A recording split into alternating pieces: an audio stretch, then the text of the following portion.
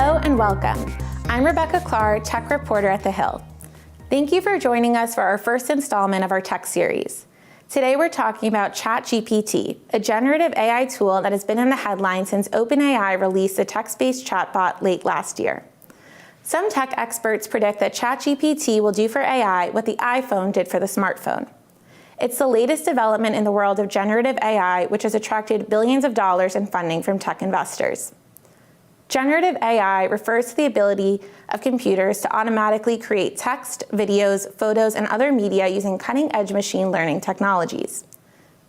Generative AI programs have shown they're capable of mimicking human creativity and can imitate the way real people talk and write. Check out the script it wrote explaining what it is. Hello and welcome to my world. I am ChatGPT, an AI language model created by OpenAI.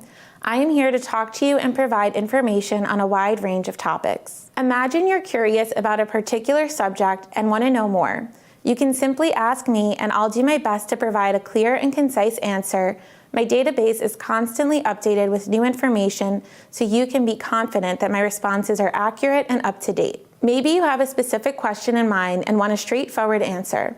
I can help with that too. I have a vast database of information on many different subjects, so I can provide in-depth answers to your questions. Whether you're looking for historical events, scientific facts, or just general knowledge, I've got you covered. But I'm not just a robot that spews out facts. I can also engage in conversations with you. If you'd like to chat about a particular topic or just shoot the breeze, I'm here to listen and respond. My goal is to make our conversations feel as natural and human-like as possible. So there you have it. That's a brief overview of what I do as an AI language model. If you have any questions or just want to chat, I'm here and ready to respond. Thank you for taking the time to get to know me. Tech investors are pouring billions of dollars into startups specializing in the field of generative AI.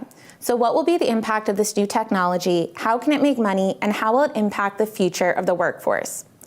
ChatGPT has Congress playing catch up. For decades, sci-fi writers and futurists have been telling the world to prepare for an era of disruption as AI takes off. But this year's high-profile breakthroughs have alarmed some members who are already thinking about how to properly regulate the technology. My first guest is the first congressman to present a speech written by artificial intelligence.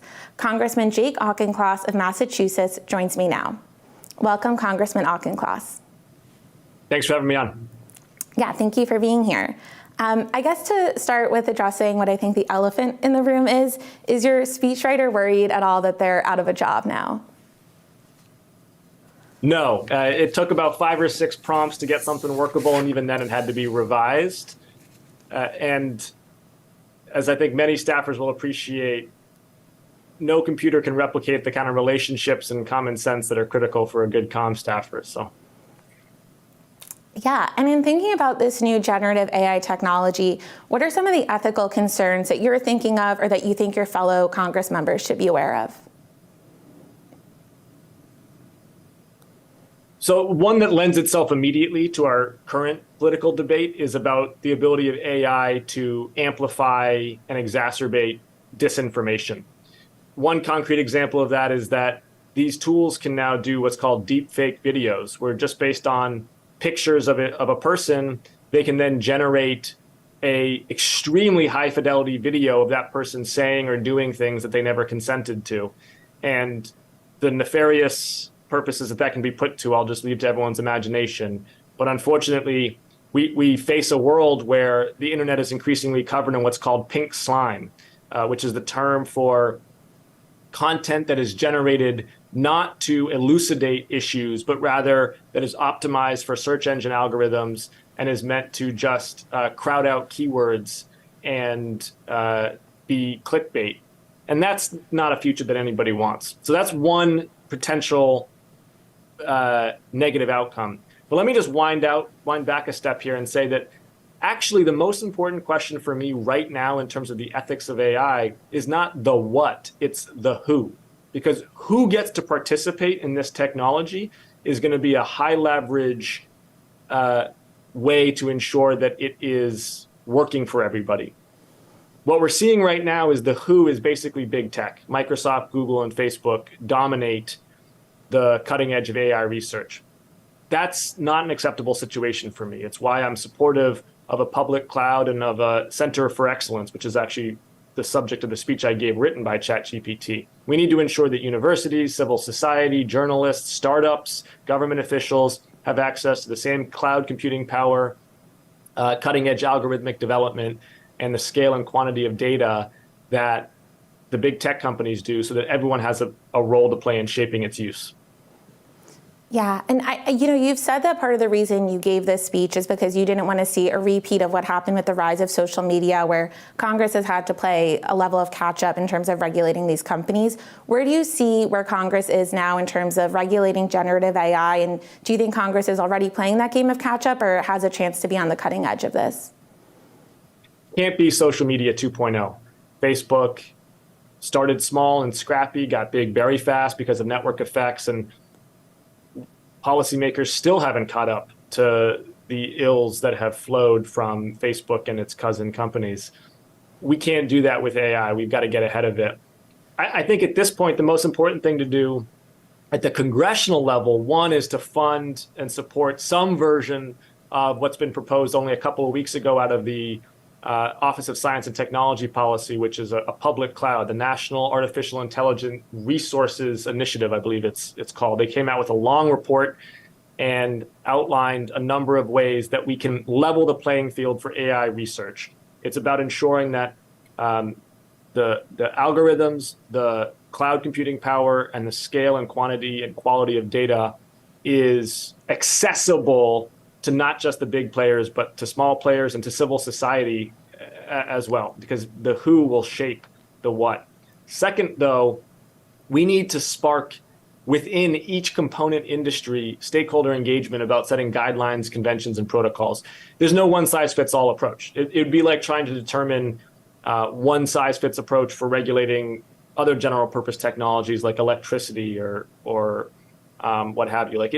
Each industry uses these GPTs in their own way. So healthcare, education, financial services, trade, logistics, media and entertainment, they need to bring together their stakeholders and start putting together conventions that are appropriate for their industry. Yeah, and I know that tech issues at times have become a rare bipartisan unifying issue. I'm thinking of things like data privacy, and on other issues like disinformation that you mentioned has been quite polarizing. I was wondering if you've had conversations with your colleagues across the aisle, as well as conversations with leadership in terms of where they see this issue in Congress and what the priorities are for this session. Yes, and I agree with you that has potential to cross partisan lines. And I'll point out two areas where I do see that we could work in a bipartisan fashion, and hopefully there's more. One is, how does this relate to competition with China? The Chinese have all three things that I just listed: cloud computing power, scale and quality of data, and software engineers to produce top-notch algorithms. Like, the Chinese are going to have that, or do have it now. So how are we staying ahead in terms of AI's application in the military sphere and economics and technology and national security? We don't want to be bested on a critical technology going forward. That, I expect, will have significant cross-partisan momentum, and I'm on the China Select Committee, and will certainly be raising that. The other is the effects of AI in confluence with social media on the socio-emotional and cognitive development of children. We spend a lot of time regarding social media talking about political tribalism that social media foments, and that's, as you said, a controversial and an important issue. I think we under-discuss, though, the effects of social media on children's mental health. And headline here, it's not good. Facebook, Twitter, Instagram, TikTok, these companies are trying to monetize children's developing brains and misappropriating their attention spans. AI has the potential, unfortunately, to be a massive amplification of these companies' ability to do that through their recommendation engines and by generating content that is increasingly clickable and rabbit holeable. We gotta push back hard on that. What consenting adults want to do with their time is one question. What children who are still developing in their conception of self are being exposed to in the wild of social media is a totally separate issue, and Congress is going to have I think a muscular role to play in that. Right, and I know this has sort of also emerged in brought a lot of issues in terms of how these technologies may be used by students at all different grade levels. Is that a concern you're thinking of in terms of how Congress can regulate this to help educators, either to ensure that this technology isn't abused by students, as well as ways that they may be able to use it to help in the classroom and help students engage more with their education? It's an example of why we need each industry to come forward with its own guidelines and protocols, right? Like Congress is not going to pass a law that tells every K-12 district, every university what to do about ChatGPT in their essays, right? That's not an appropriate jurisdictional authority of Congress. The universities should work together in their trade associations, and internally the K-12 school districts should start putting together policies. There'll be some trial and error, and that's appropriate, and there should be student input and faculty input and administrator input and parent input, and it's going to be a little messy, but that conversation needs to start happening now because obviously the tool is available. Congress's role in that probably is more to do with copyright and what the actual laws say about this, because just to get into the weeds for a second, the way these models work is they are not intelligence. They are not de novo producing original content. What they are doing is they are word prediction algorithms. They are incredibly sophisticated about their ability to predict, based on the question asked, what is the next most likely word in this sequence going to be? And they do that by being trained on a lot of original content, the internet's worth of data. So that kind of lends a question of who owns an AI output, right? Is it the person who issued the prompt? Do they own it? Is it the person who created the AI algorithm? Do they own it? Is it the person who created the original content on which the AI algorithm was trained? Do they have a stake in it? Those are extremely messy questions. I do think Congress should get to those before the courts do. Definitely. And you mentioned data privacy and issues along those lines. Do you think that this should lead to a different approach in terms of how Congress tackles data privacy? Or do you think that if Congress were to pick up a federal data privacy bill and be able to pass that, that would help address some of these concerns that generative AI is posing? We need a data privacy bill. As I said earlier, I'm particularly concerned about children. I think regardless of what the social media companies say, with 13 being the age limit, we all know that it has no enforceability to it and it's routinely flouted. I would say that we need to raise the age limit to at least 16 and put teeth behind it through an e-verify system. And I've been pushing an amendment to the data privacy bill that would help support that. And we got to hold these companies to account for the effects that they're having on children's well-being. And I'll just point out that the iPhone 4 and the iPhone 5 in 2010 to 2012 timeframe were the ones that came out with the front-facing cameras. And it gave rise to a selfie-driven culture, to a culture of voyeurism almost on social media. And you immediately start to see a decline in mental health amongst adolescents, the same exact time frame. Now, correlation is not causation. Can't tie it directly to that. But the overlap and the explanatory power behind the relationship between those two things is pretty powerful. We created a social media environment in which people, especially adolescents, were competing through images in a promotional way that made others feel bad. Instead of being a way to explore and learn about new things, it became compare and despair, as it's been put. And that compare and despair business model is just not good for young people. And it needs to be part of a data privacy approach. Thank you so much, Congressman. Is there anything else on this issue that we didn't discuss that you think would be important for the public to understand? I would encourage people to reject both the utopianism of the tech forward crowd who are saying, by 2028, this is going to remake the economy and blah, blah, blah. And the people also who are hysterical and saying that this is an existential threat. I've worked in tech for a number of years before coming to Congress. I stay current on it. I managed a tech entrepreneurship competition at MIT. In general, this is a tool. It's a tool. Like all tools, it can be used for good. It can be used for ill. It's a particularly powerful tool that can amplify productivity and creativity in unusual and unprecedented ways, but it's still a tool. And we are in the driver's seat here. Let's have a purposeful and intentional conversation across every industry about how we want this to be used. Thank you so much for joining us today. Appreciate it. ChatGPT passed an MBA exam. Here to talk about this controversial software and its potential to disrupt education, business, and other industries is Ethan Malik, an associate professor at Wharton Business School at the University of Pennsylvania. Welcome, Ethan. Thanks for having me. Thank you for being here. So you've introduced this technology in your classrooms. Can you talk about how you've added that into your lessons and what outcome have you seen since doing so? Yeah, so it has really been fairly transformative. I teach entrepreneurship and innovation. I was a former entrepreneur myself, and I've made it mandatory for my students to use this technology.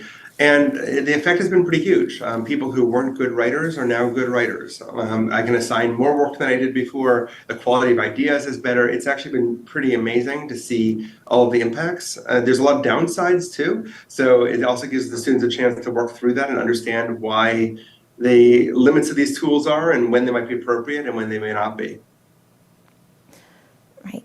What are some of those downsides, or do you see this as a necessary tool that's going to be in the business world and as a requirement to have your students use in order to be acquainted with it before they leave their education?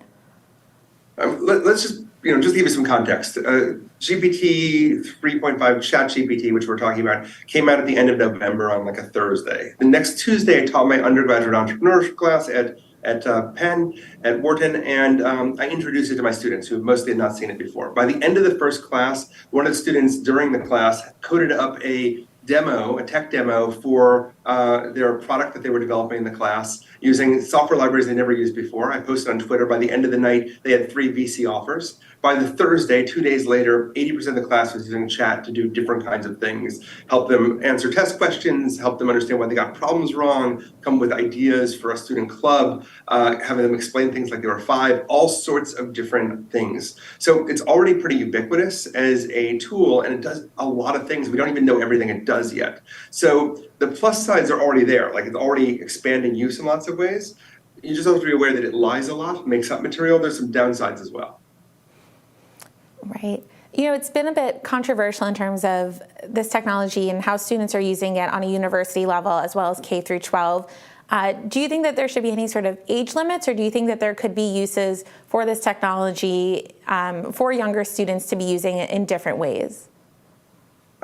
So there's a lot of ways to potentially use this. One way to think about this, there's a lot of things this tool does, but in education, one clear analogy is to the calculator, right? So before calculators, you did all your math by hand. After calculators, we had to find a balance where you did enough math by hand to understand basic math, but then it let us do much more advanced math in high school because you didn't have to calculate everything by hand.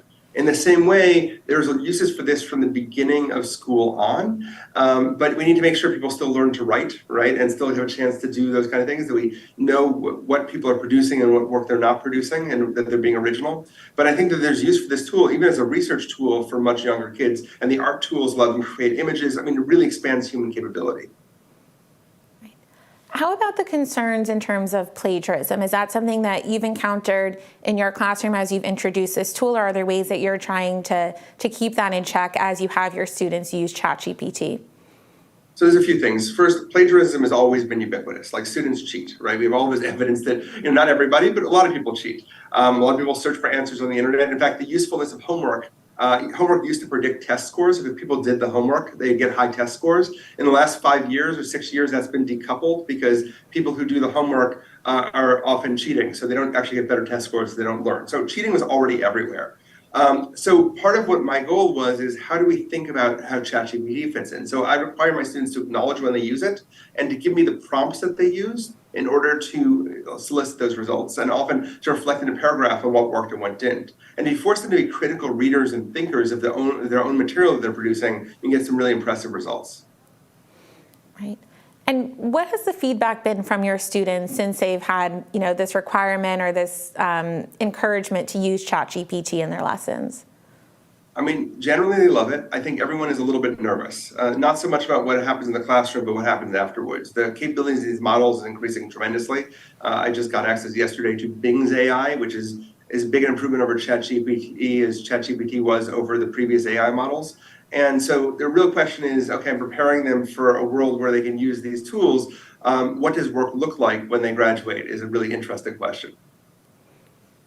Right. And in terms of that business and industry side, are there certain things that you think policymakers and regulators should be aware of as they're looking at this technology in terms of wanting to add those guardrails in place to keep the public safe, but also wanting to balance that without hampering innovation in any way, which I know companies have really been on the forefront of expressing?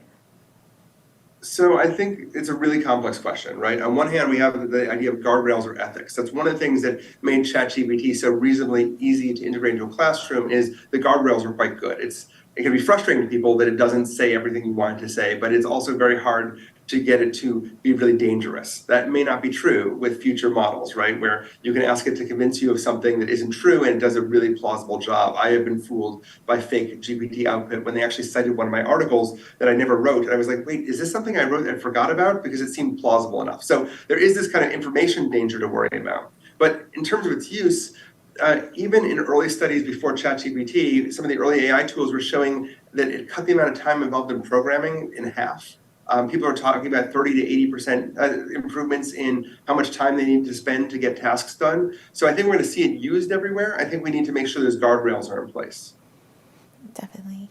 And would you encourage other educators and other professors to start adding this in as a requirement or a part of the way that they're teaching their students?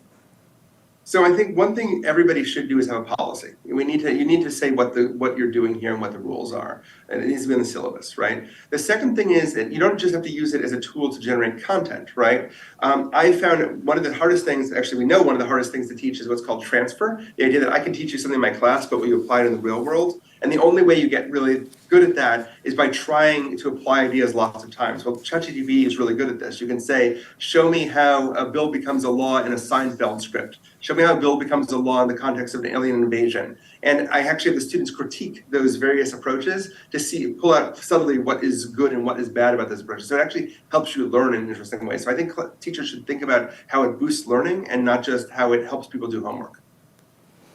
Right. I think there's also been a lot of discussions about how this could impact the workforce or if this will change jobs or take jobs away. Is that a concern you see, or are there ways that you think that this could change the workforce for the better or worse in terms of companies in different industries relying on this new technology?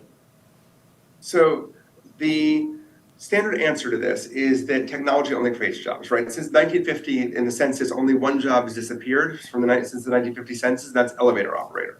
But I don't know if that's true with chat. We don't know. Nobody knows the answer, right? If it really increases productivity by 2 or 3 times, and that's just these current models, and models are getting better 10 times a year, what jobs get replaced becomes a really interesting question. What jobs get augmented?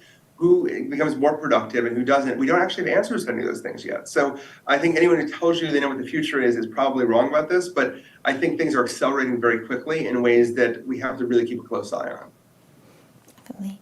And are there ways that you think young entrepreneurs, things that you recommend to your students as they may be entering the workforce with this new technology, ways that they can think about incorporating ChatGPT or generative AI into business models and how to really use that to build from the ground up? Oh, absolutely. I've written a lot about this. I think that this is an amazing co-founder. So, if you want to, let's say you're a doctor who no longer wants to practice medicine and launch a business, you can ask ChatGPT for 50 ideas on how to do it. It'll give you 50 ideas. And you might like idea number 3, medical tourism. And you can say, give me a business plan for that. And you're like, well, now I need to contact someone, write a letter to the FDA asking for permission to do this. And it'll do all of that. It'll even pretend to be another doctor you can interview. So there's a lot of information and help it can give you along the way directly to help your job. And then, of course, the idea that if this is going to affect every industry, it's a really great time to be an entrepreneur building software on top of it and not that complicated to do. Definitely. And are there ways that you've also used it not just to teach your students, but to ease your job as a professor? Has it been able to take over any of those more menial tasks? So the terrifying thing is, I think it does. I mean, in fact, I know it does, but I have resisted so far. So I asked it to create an MBA syllabus, and it created a great one for entrepreneurship, not as good as mine, hopefully, but a pretty good one. And then I said, well, can you add more readings by me? And it did that and rearranged the whole class. I asked it to create assignments and grading rubrics and grade papers. It does all of that. So there is a automated professor ability in it that's a little bit scary. I have not used it for that other than trials yet. I can reassure any of my students who are watching or alumni who are watching, but I know people certainly will be doing that. And I think everybody should spend some time figuring out what parts of their job it automates. And you need about an hour at a time, and you should absolutely be experimenting with chat to figure that out. Great. Thank you so much for your time today. Thank you. Thank you to Ethan Malik, Entrepreneurship and Innovation Professor at the University of Pennsylvania's Wharton School. In just a few months, ChatGPT is the fastest growing web platform ever, faster than TikTok or Instagram. My final guest is Margaret Mitchell, the Chief Ethics Scientist at the AI company Hugging Face. She was also an AI researcher at Microsoft and Google. Welcome, Margaret. Thanks for having me. Of course, thank you. To start, have you been surprised at all by the seemingly explosive growth of ChatGPT and this, generative AI innovations since the fall? I haven't been surprised that people got really excited about it. The amount of excitement exceeded my expectations because the technology isn't something that is a fundamental improvement over where we've been for the past year or so. That said, the fact that the general public can now use this technology made it clear that this would be something that people found exciting. So it's not surprising, but the amount of excitement is somewhat surprising.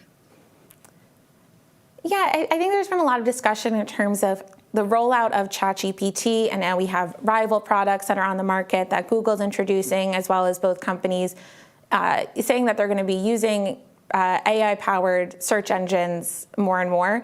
Do you think that sort of arms race, as it's being described, is concerning at all in terms of products hitting the market before they're ready, and is that posing any concerns? Yeah, well, the frame of arms race is already problematic because it puts into light a sort of warlike and belligerent approach to developing technology, which I think is already sort of a problematic perspective. But beyond that, the kind of things that this technology is useful for are creative uses, helping experts expand on things, really being assistive and augmentative if you already know about something, or helping you be creative in storytelling and this kind of thing. Using it for facts and things like search is the exact opposite of how it should be used, sort of. You can do sort of fact-based work or non-fact-based work with this technology, and it's great at non-fact-based work. So the fact that there's been this sudden urge to implement this technology in search seems like trying to just use it sort of as this hammer that you have, and you have this, you're already a tech company and you use search, and so you'll put it in there, but it doesn't actually make a lot of sense for that purpose. Yeah. What are some of those risks that you see this technology posing, especially for an everyday user who's playing around on it? What should they be aware of in terms of what this technology poses?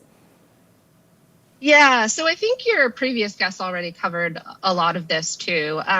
But basically, if you understand that it is very good at saying things that sound plausible but aren't correct, then it's a little bit easier to work with it, but it can be very persuasive. And so even when you come in and intellectually knowing that it tends to make things up, it's still there's still sort of a bias we have. It's called automation bias, where we tend to believe things that come out of a machine sounding factual.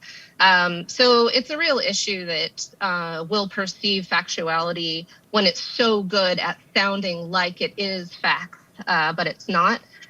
So that's one big issue. Another issue is that it can be sort of persuasive. So I think some of the conversations that have been coming out over the past few days that people have been seeing, you kind of get a sense how you can really be persuaded by the kinds of things it's trying to get you to do or want you to do. There's the New York Times piece out today where Kevin Roose is talking about how the Bing chat is trying to get him to leave his wife and things. And so you can imagine that people who maybe have less of a grip on reality or who are very easily persuaded might be persuaded to do things that are really problematic. It's a big concern I have.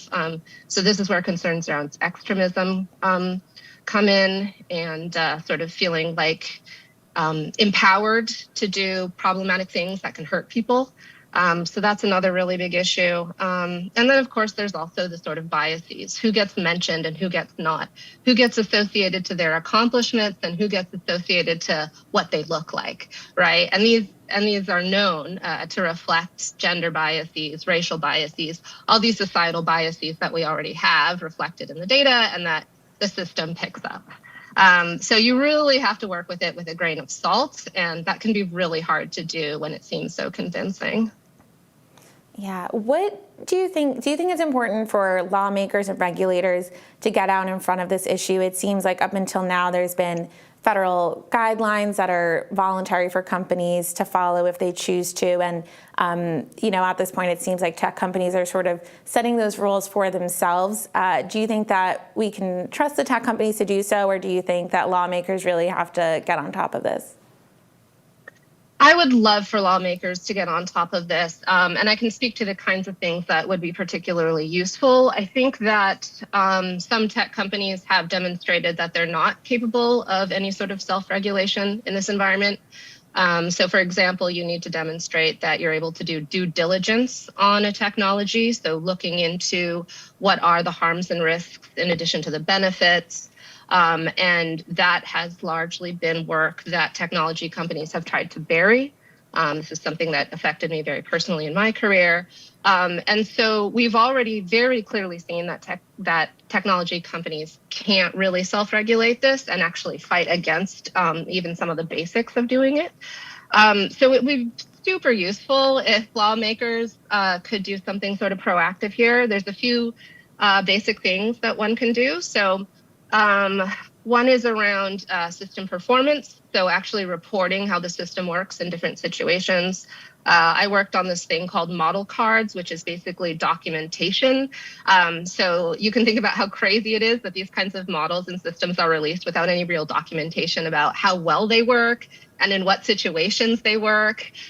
We sort of have documentation for lots of other things. We have nutrition facts for food. It's so strange that such powerful technology doesn't even have the basics of documentation. So that's one thing, documentation that would include evaluation of how it works in different domains and with different kinds of subpopulations. So who tends to get mentioned and who doesn't? Is it erasing Black women, for example? How is it interacting with people from different subpopulations? Is it giving a just and pleasant or good experience across the board? So that's one thing. And then the other thing is around data. And I would really, really love to see more work coming out of the US in particular on data and data governance. So these systems are learning from other people's data. So you and me, we write on the web. Maybe this transcript is on the web, and that's sort of fair game for these systems to learn from. But actually, you might make the argument that the transcript of this should be owned by the Hill. And that you should be compensated for this interview if Microsoft is going to be making money off of it. And similar for artists, similar for writers. There are like news articles behind paywalls that the system can just scrape and then provide as summaries. And that also means that if it's providing summaries, then people aren't clicking through to the websites to actually go to them. And if that website relies on ad revenue, now they're not making any money either. So it's really important to pay attention to how the data is being sourced. And there are three main things that I think is useful to drive this. The 3 C's, consent, compensation, and credit. So people want to be attributed for their work. People should be compensated for their work. And they should be able to consent to whether or not the things they put out online can or cannot be used in this technology. So I would love to see regulators take a really serious look at how this data is working and what can be done to put some rights back in the hands of the people actually creating the data. Yeah, do you think that there's any concerns that this poses heading into another election in 2024 or local elections before that, in terms of how bad actors can maybe use artificial intelligence for that? Do you want to speak about that a bit? Yeah, I mean, I'm already worried about that from previous elections. There are already sort of bots on social media influencing people and creating this illusion that there are a lot of like-minded people who were, pro-Trump or, whatever it was in the US election, when a lot of them were just sort of synthetic. And so now that the technology is even better, you can imagine this proliferating all over the place. So these sort of bots all over social media, the different kinds of things that we use, like Facebook, Twitter, TikTok, whatever the kids are using these days, in order to try and influence people to think that things are that things happened that didn't happen. So the sort of fake news idea. There's also now the ability to generate realistic looking images. So not only can this kind of generative technology be used to generate false information, misinformation, but also be used to generate pictures and videos that go alongside it. So now you can't even really trust what you can see or read online, right, about the sort of things going on relative to politics. And so I'm really concerned about sort of bot armies that proliferate, that create misinformation alongside synthetic videos, that tie politicians to things that didn't happen, but really rile up people and encourage them towards more extremist views. We should be preparing for this right now. It's like already happening. So, the chop world. Yeah, thank you so much for your time. I really appreciate it. Yeah.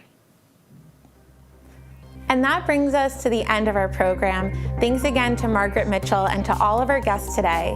Thanks to all of you for watching. For those of you who missed any of the conversations this afternoon, we'll have video from the event up on our website shortly. I'm Rebecca Clark. Hope you enjoyed the program and have a great rest of your day.